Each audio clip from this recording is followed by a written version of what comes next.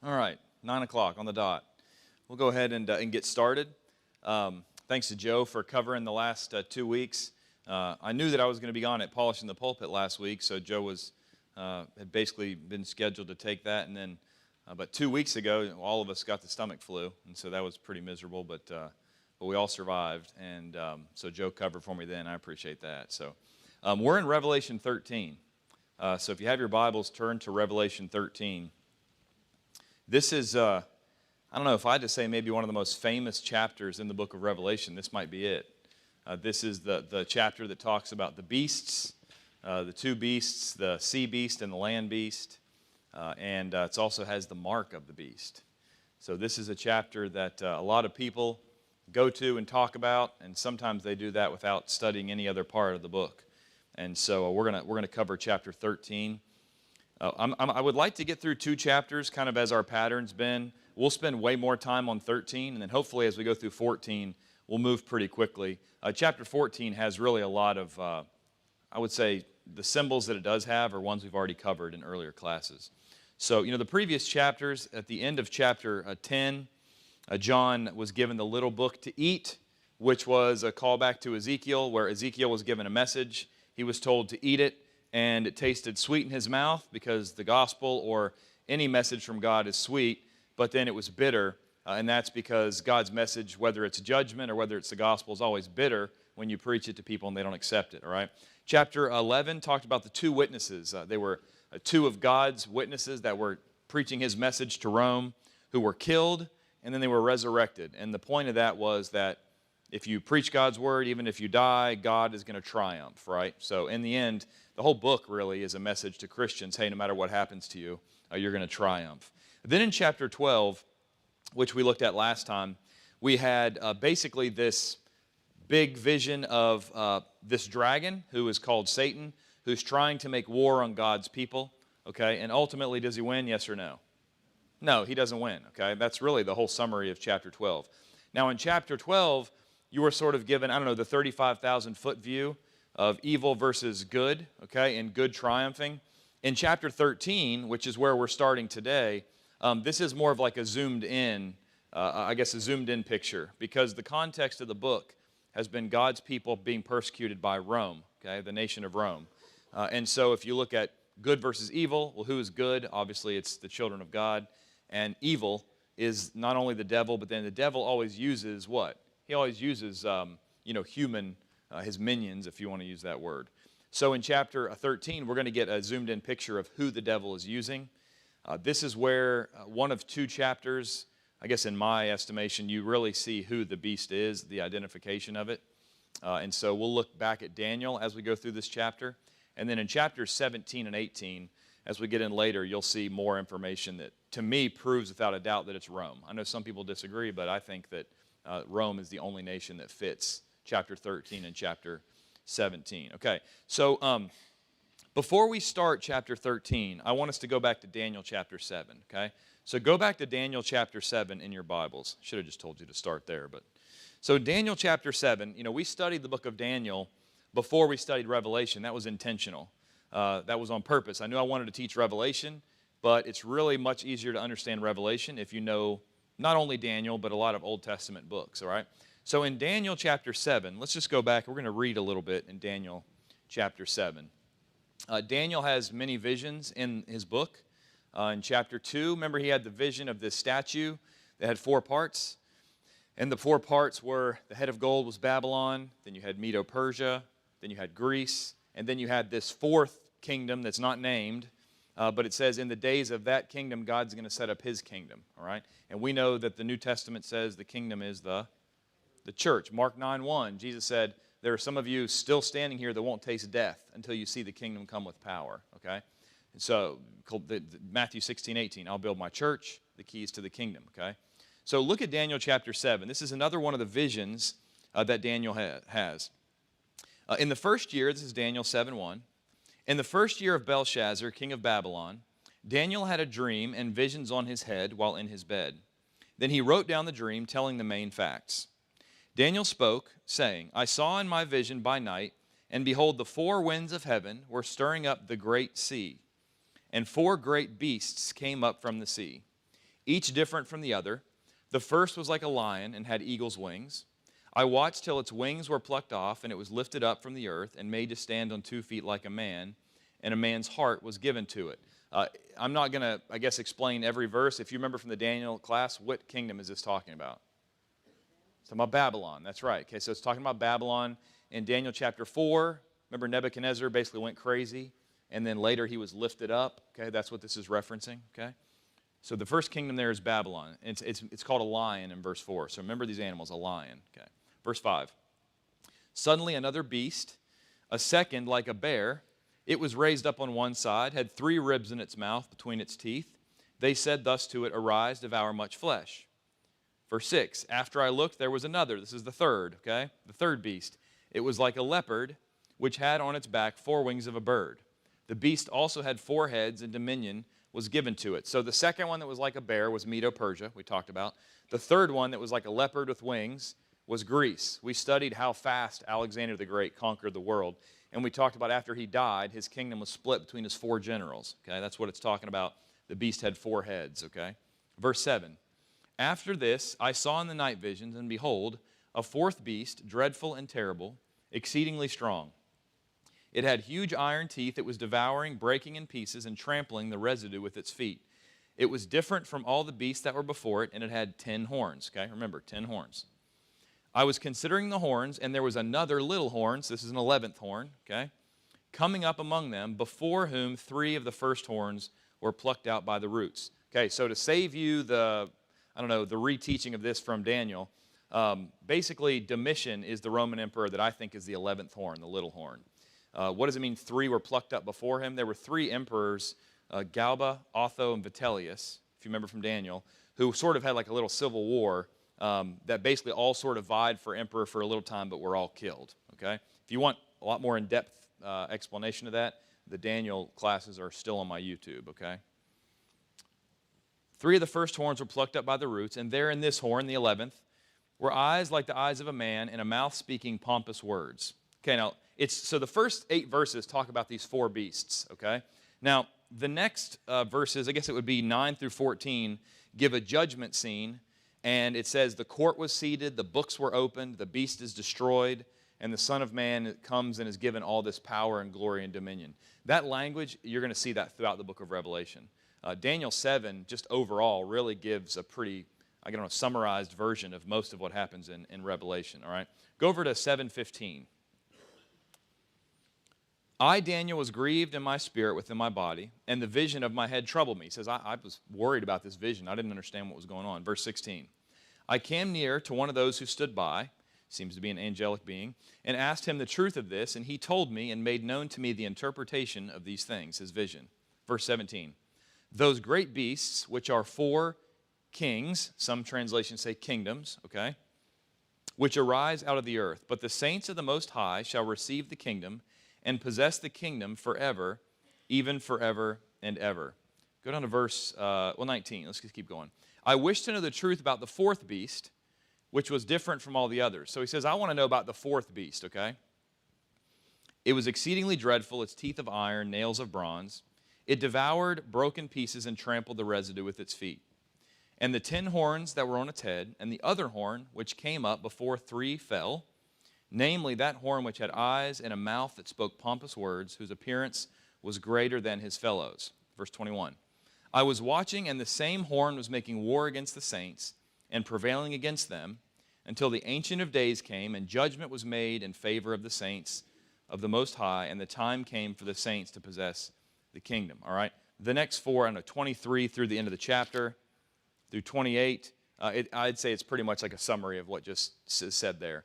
So Daniel 7, overall, you have what? You have this vision of these beasts. The 4th beast is Rome. It's going to make war with the saints until God does what? Judges them. Yeah, until God basically judges his people that are persecuting his people, and then God wins and they lose. They're judged, okay? Now, flip back over to Revelation 13, all right? In Revelation chapter 13, this is just like straight out of that vision, okay? So Revelation chapter 13, we're going to start reading in verse 1.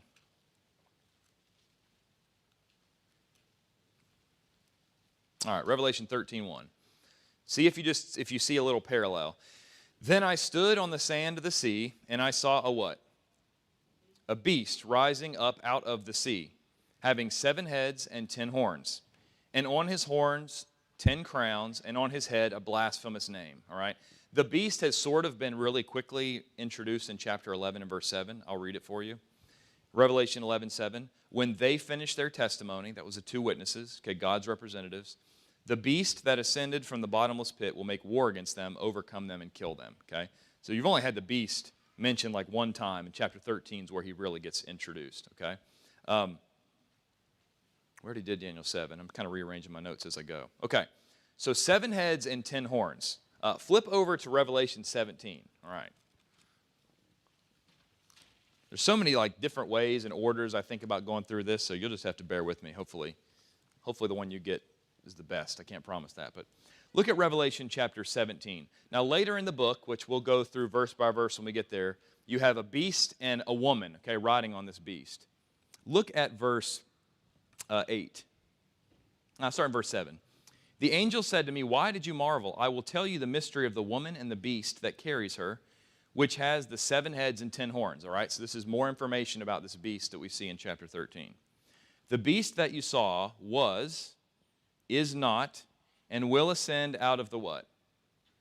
The bottomless pit. All right, so that beast in 11 that came out of the bottomless pit and killed the Christians is referenced here again in 17. Okay, now look at verse 9.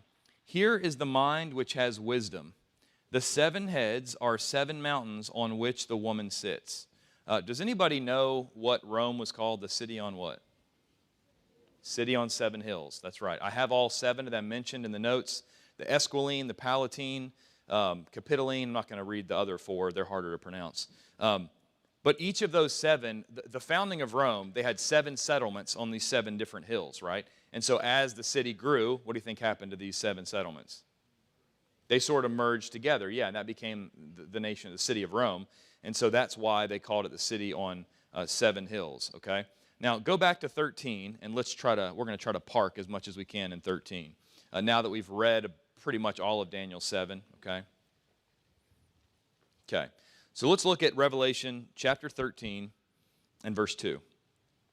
Now the beast which I saw was like, it's going to give you 3 animals, like a leopard. His feet were like the feet of a bear, and his mouth was like the mouth of a lion. What are the 3 animals mentioned here? Leopard, bear, lion. Where did we just read that? Daniel 7. That's right. So if anybody reading this in the first century saw that, and they saw those 3 animals, what do you think they're going to remember? It's an allusion, just like the whole book, so many allusions back to the Old Testament, right? So Daniel 7 would have come to mind. They would have said, oh, wow, Daniel wrote about 4 kingdoms, the 4th one being who? The Roman Empire, and it made war against the saints, okay? Look at verse 3. I saw one of his heads as if it had been mortally wounded, and his deadly wound was healed, and all the world marveled and followed the beast. All right. Now this one, we're going to do a little bit more reading. This is going to be some more historical reading, okay? So what does it mean, I saw one of his heads that had been mortally wounded, and it looked like the guy was about to die, and then what happens? It was healed, right? So it looked like this was a fatal blow, and then somehow he healed, and the whole world marveled, all right? So there was something that I have a lot more notes on if you want to read. I'm just going to read you some of them so I don't spend 20 minutes reading to prove this, but there was something in the first century called the Nero Redivius. I used to say revivatus because revive sounds like come to life, but it's not what it's in Latin. It's Nero Redivius, all right? And basically it was this idea that whenever Nero committed suicide, there were a lot of people in the Roman Empire that thought he didn't actually kill himself, but they thought he actually fled to, what's the nation we talked about earlier that was always a thorn in Rome's side? Starts with P. Parthia, right? So there was this rumor that Nero didn't actually die, but he went to Parthia, and he was raising an army, and he was going to do what? He was going to come back, all right? Now, I want to read you some quotes from some of the early historians. So I think this is referencing Nero, and as we go through, even to the mark of the beast in chapter or verse 18, there'll be some more information. All right. So Tacitus said that Nero was remembered for his brutal persecution of Christians. In the Sibylline Oracles, which was not inspired, but it was early writing, okay, Nero was actually called a beast. He was referenced as a beast in that writing. In the Sibylline Oracles, they thought he would come back as the embodiment of Satan, okay? So they thought that Nero is leaving, and when he comes back, he's going to be as evil as Satan. Okay, so this is some quotes from different resources. According to this myth, the Nero Redivius myth, which was popular in the 1st century, Emperor Nero faked his suicide, escaped from Rome, fled to Parthia, and was building a foreign army to humble his opponents and reestablish his throne. Though unsubstantiated, this myth persisted. For some, Nero's anticipated return inspired hope for a new period of peace and prosperity for Rome, similar to the time of Caesar Augustus. For others, however, the prospect of Nero's return was terrifying and disconcerting. This was particularly true for early Christians, since Nero was well known for his brutal persecution of Christians and had used them as scapegoats for the great fire of Rome in AD 64. The Jews also dreaded and hated Nero, since he warred against the Jews of Palestine, captured Jerusalem, and destroyed the temple in AD 70. This myth is often referred to as the myth of Nero Redivius, which is Nero reborn. So reborn in Latin, that's what that last word is. Okay. This is some more quotes. This is from Suetonius, okay? He was about AD 88. He's a Roman historian. He said, writing 50 years after Nero's death, Roman historian Suetonius mentions one pretender who surfaced when Suetonius was a young man during Domitian's reign, about 20 years after Nero's death. So during Domitian's reign, a guy appeared and said, guess what? I'm who? I'm Nero. Okay, back then, they didn't have pictures, they didn't have newspapers, they didn't have social media, they didn't have video to record, well, this guy didn't look exactly like what Nero looked at. You couldn't pull that off today, right? Roman senator and author Tacitus, writing a decade before AD 112, says that another man claiming to be Nero came from the east during Otho's brief reign. That's like 69, before Jerusalem was destroyed. Tacitus also writes of other false Neros, whom he discusses in his story. However, these sections of his writing have not survived. Dio Chrysostomum, another early writer, writes, in his day, many believed Nero was alive and longed for his return to power. In the late 80s, he would only be 50, and by the end of the 1st century, Nero would only be 60 years old, right? So that's still an age where he could still return with an army. Okay. Another source says that Nero did not commit suicide, but escaped from Rome and would someday return at the head of a foreign army to reestablish his reign. Another writer, this is actually church historian Eusebius. If you're not falling asleep during this, you're in good shape, because after this, it gets more interesting. It's interesting to me, but when I was like younger, church history just like bored me, okay? So I'm almost done. Nero's evil genius would be reborn in another person, a second evil emperor like Nero, who would reign with terror and cruelty. Some even saw Domitian as Nero reborn. This is what church historian Eusebius said. Domitian, having shown great cruelty toward many, and unjustly put to death no small number of well-born and notable men at Rome, and having without cause exiled and confiscated the property of many other men, finally became a successor of Nero in his hatred and enmity towards God.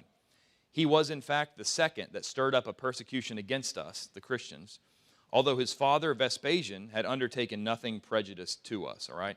So basically, you have this church historian that's saying Domitian was super evil. He killed all kinds of people, even Roman citizens, notable ones, but he also killed lots of Christians, and he was like who reborn? He was like Nero reborn because he was the second person that persecuted Christians. Nero, and then of course Vespasian, he didn't seem to persecute the Christians, and then Domitian seemed to be a second Nero, okay? Now, I have more quotes, but I'm done. If you want to read more of them, if you want to read references to other early writings like the Sibylline Oracles and stuff like that, those are going to be in the notes. But I'm going to wrap it up with the quotes from there. Okay, so now go back to Revelation chapter 13 and look at verse 3. I saw one of his heads as if it had been mortally wounded, and as if his deadly wound was healed, and all the world marveled and followed the beast. Okay? I think that's what that is a reference to. Go to Revelation 17, and I'm going to show you one more thing that I think points to this. Okay. So look at Revelation chapter 17, and look at verse 8. The beast that you saw, okay, so now we're 4 chapters later in 17. He says, the beast you saw in chapter 13, listen to how he describes it. The beast that you saw was Nero, and is not, he's dead, and will ascend out of the bottomless pit and go to perdition. Okay? Now, skip down to verse 10. There are 7 kings. 5 have fallen, okay? 1 is, the other has not yet come, and when he comes, he must continue for a short time. The beast that was alive at one point, and is what?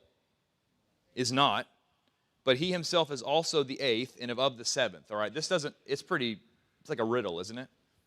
If you go back and look through the history of the emperors, when we get to 11, I'll have a chart. I'll have arrows, I'll have a PowerPoint for whenever we get to chapter 17, verse 11. But basically, if you look at the Roman emperors and you line them up, it basically seems to say that there's 5 fallen, 1 is. When 1 comes, it's going to be for a little time. You rule for like 2 years. And then you're going to have the 8th, the big one that comes and persecutes Christian. And it's going to line perfectly up with Domitian being the one who is just like Nero reborn. Okay? So that's by far the most information you're going to get on one verse this morning. Okay? But I want to establish that I think this is what it's talking about. I think it's describing Nero as the beast, although Nero's not the one that is actually, I don't think Nero's even alive at the time this is written. Domitian is actually the beast, but if you don't want to say Domitian is the beast, but you want to give the message he is, who would you say is the beast? You'd say Nero is the beast. The people reading it would say, well, Nero can't be the beast. Nero's already dead. Oh, but Domitian, or the beast, is going to be just like Nero, okay? Go back to 13:4 now, 13:4. From here on out, it doesn't really matter who you think the person or the beast is, because the message is going to be the same, okay? Look at verse 4.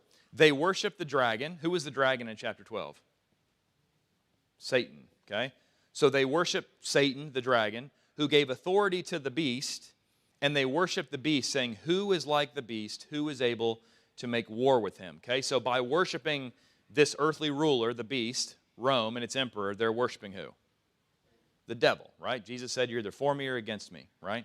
If you're not worshiping Jesus, you're serving who? The devil, okay. Verse 5. And he, the beast, was given a mouth speaking great things and blasphemies. He was given authority to continue for 42 months. Okay, so he was speaking blasphemous things. Go read Daniel 7, says the same thing about the little horn, okay? And it says 42 months. Do you remember what's that statement? What's the significance? That's right. That's right. Throughout the book, you have 1,260 days, you've got 3.5 years, you have a time, times, and half a time, and you've got 42 months, all right? It's just this imperfect time of persecution, okay? Look at verse 6. Then he opened his mouth, this is the beast, he opened his mouth in blasphemy against God, to blaspheme his name, his tabernacle, and those who dwell in heaven. In the notes, I have a lot of Old Testament references.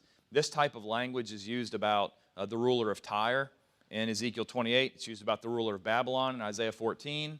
It may be what Paul's referencing in 2 Thessalonians 2, but all those 3 texts say the same thing. There's a man who sits himself in whose seat?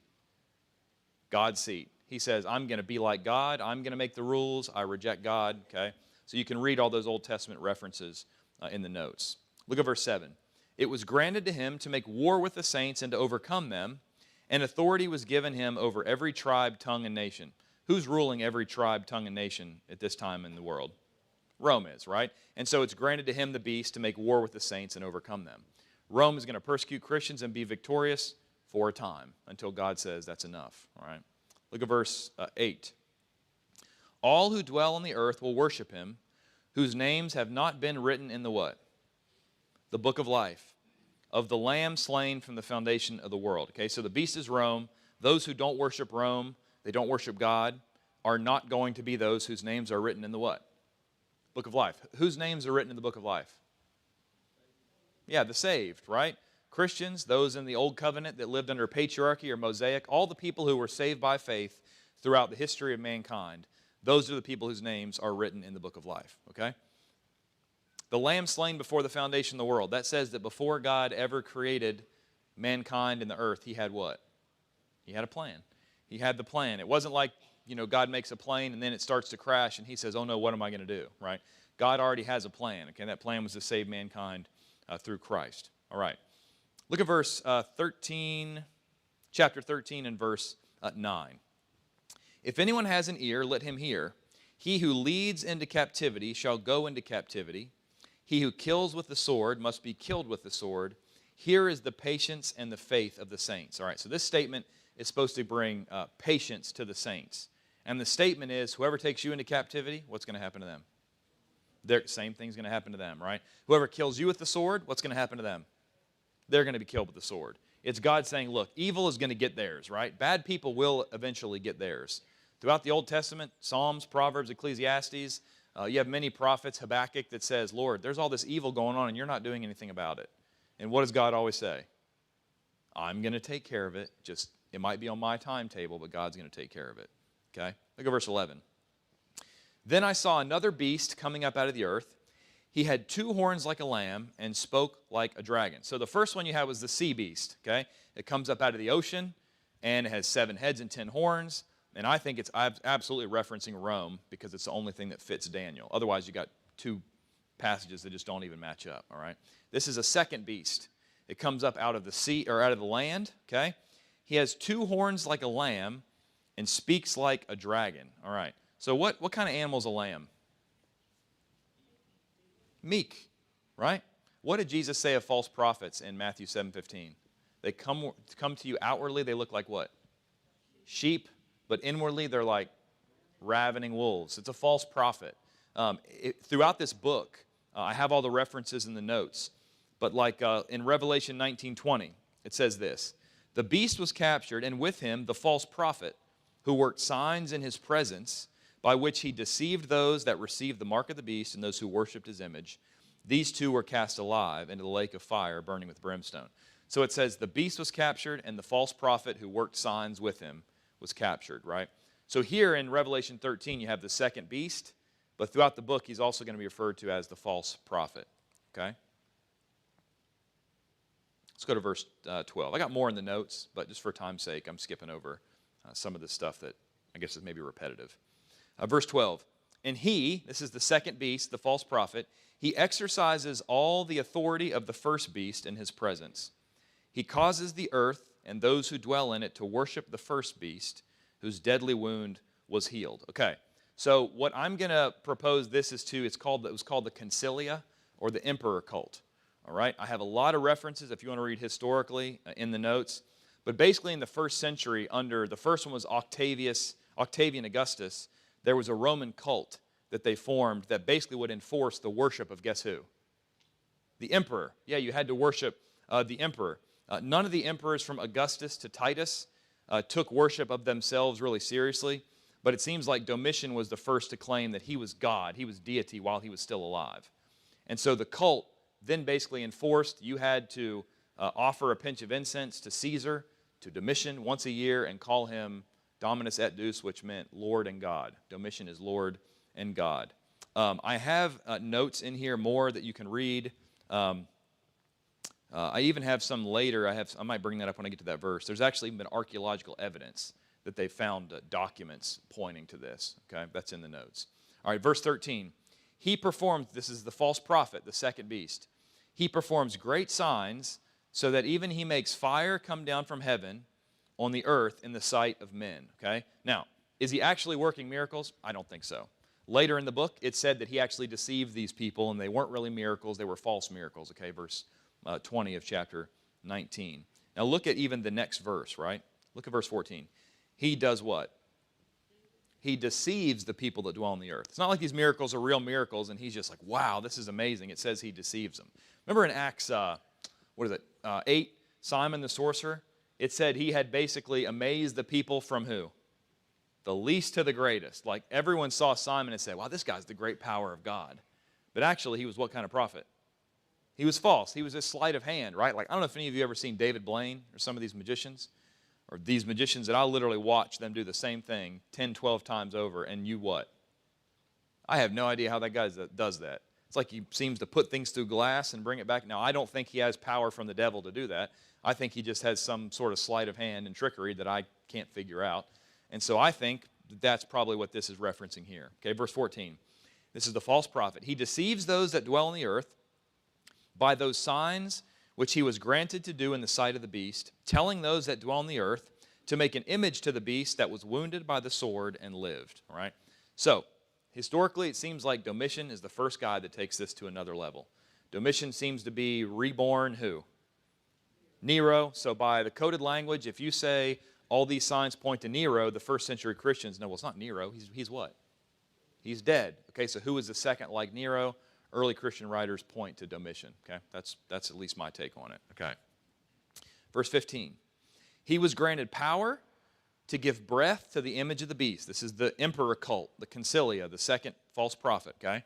This group of Roman individuals that their job was to enforce that the people in the Roman Empire worship the emperor. He was granted power to give breath to the image of the beast, that the image of the beast should both speak and cause as many as would not worship the image of the beast to be killed. Now, I've read several scholars, that's sort of a relative word, but historians that talk about various aspects of the speaking of the image.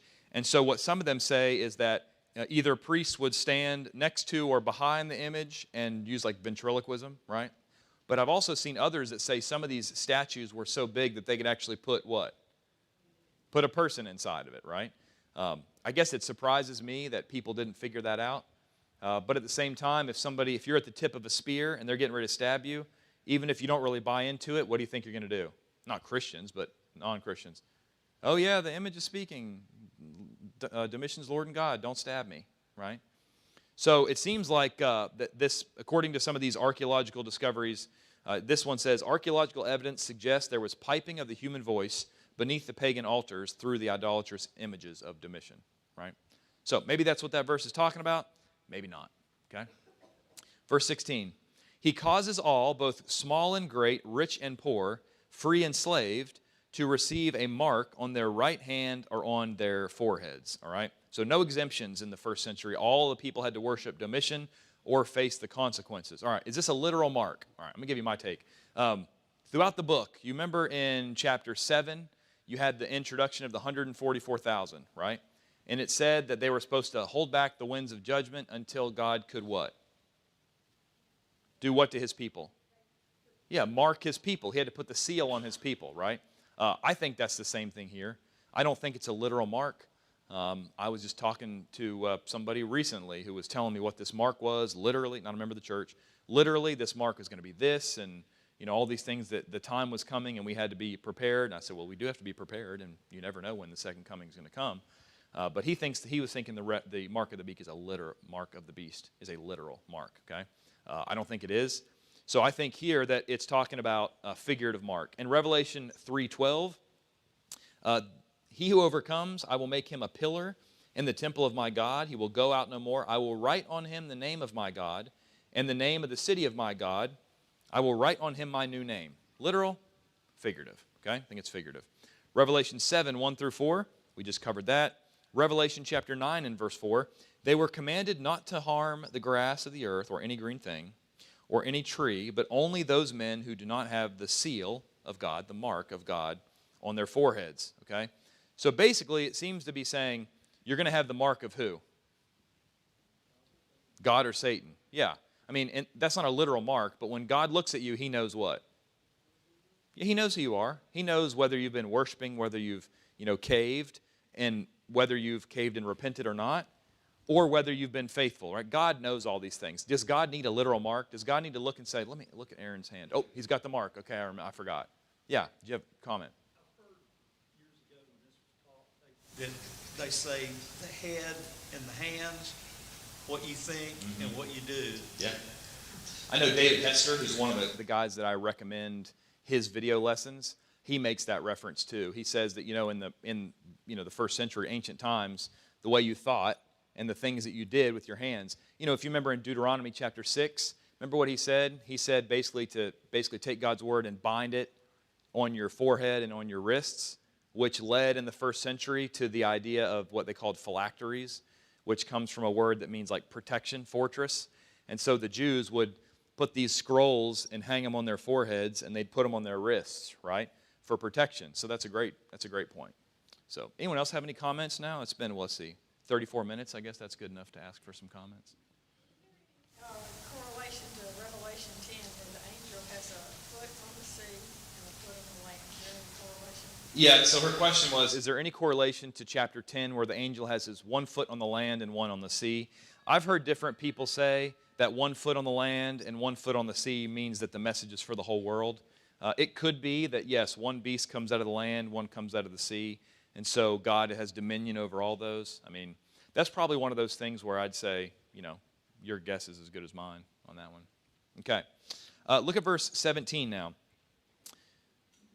Okay, so verse 16, receive a mark on the right hand of their foreheads, leading into verse 17, that no one may buy or sell except the one who has the mark of the beast or the number of his name, okay?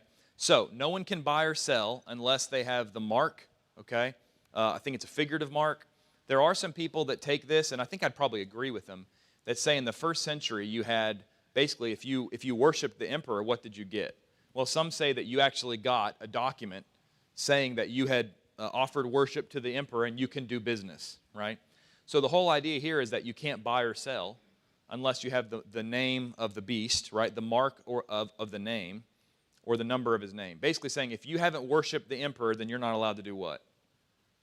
Participate in local business, buy or sell, right? I think that's what it's saying here. Pliny writes to the emperor Trajan about what to do with Christians, and he said that you ought not to punish them if they sacrifice to the gods, but if they refuse, then they're to be put to death, right? Archaeologists have discovered documents given to what they call image worshipers as proof of having offered emperor worship during the beginning of the reign of Tiberius.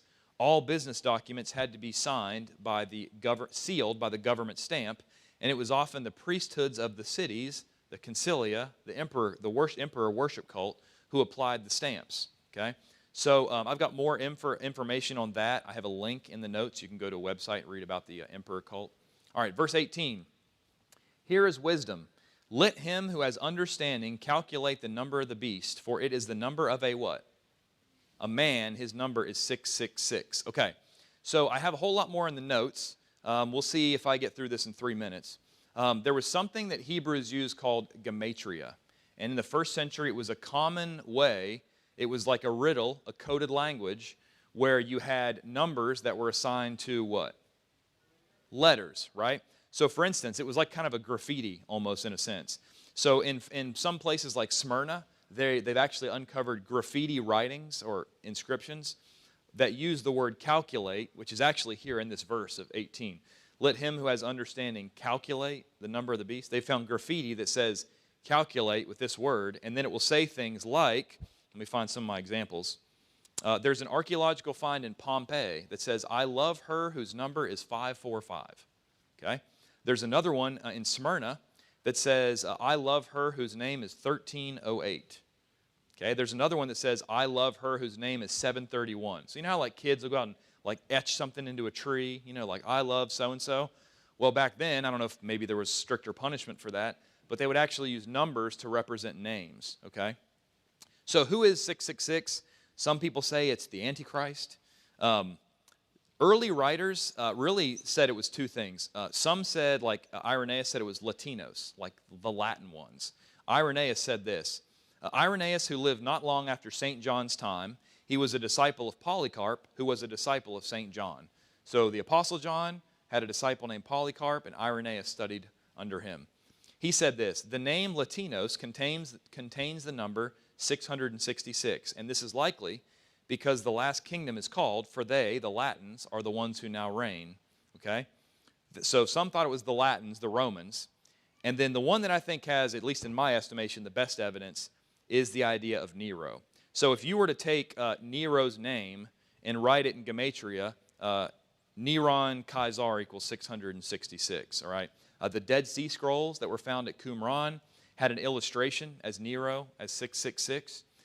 There are early manuscripts, interestingly, that say 616 instead of 666. Well, if you take the last N off Neron to make it Nero Caesar, guess what number you get?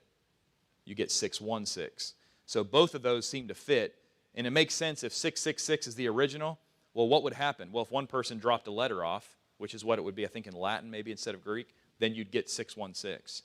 Okay? I have a lot more notes of how you do the math in here, but for time, I won't really have much time. Another writer said this, in Greek, The word for beast, it's therion, that's the Greek word, transliterated into Hebrew, is valued at 666. Revelation explains that this number corresponds to a man's name. Since the Hebrew form of the beast and Nero both equal 666, this calculation might underscore that the two are the same. The beast is a Nero-like figure. So I have a whole lot more in-depth discussion of that number in the notes. I'll send those out this week. If you haven't signed up, there's a list in the back, and we'll pick up in chapter 14 next week. So thanks for your attention. Come talk to me if you have any questions.